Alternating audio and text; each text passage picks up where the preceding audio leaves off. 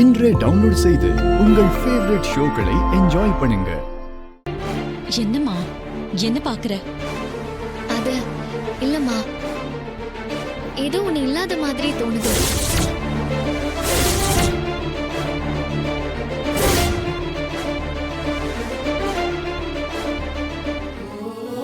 நீ எதை சொல்ற?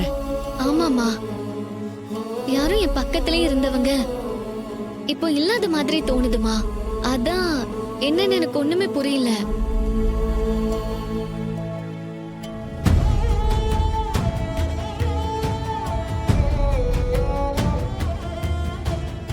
ரேவதி சொல்றது சகலைய தான். அவளோட ஆள் மனசுல சகலைய பத்தின ஞாபகம் இருந்துட்டு தான் இருக்கு. ஆமாங்க, அவ உயிரா மதிக்கிற கார்த்தியை எப்படிங்க மறக்க முடியும்? சீக்கிரமா அவளுக்கு எல்லாமே ஞாபகம் வந்துருங்க. உன் பக்கத்துல இருந்தவங்களா? என்ன சொல்ற? ஆமாமா, யாரோ என்னோட பக்கத்துல இருந்தவங்க திடீர்னு என் பக்கத்துல இல்லைன்னா எப்படி இருக்கும்? அப்படி ஒரு ஃபீலிங்கா இருக்கு. ஐயோ, அதெல்லாம் ஒண்ணும் இல்ல.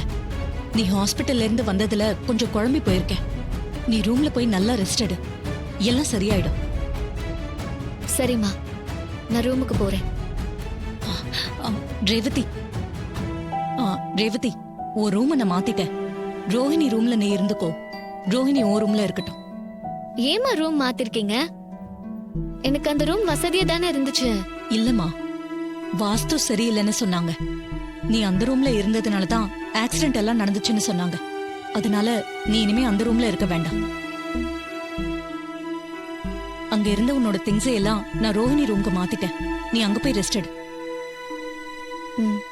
சரிம்மா. ரோஹிணி, அம்மா, ரேவதி உன் ரூம்க்கு கூட்டிட்டு போ. வா ரேவதி.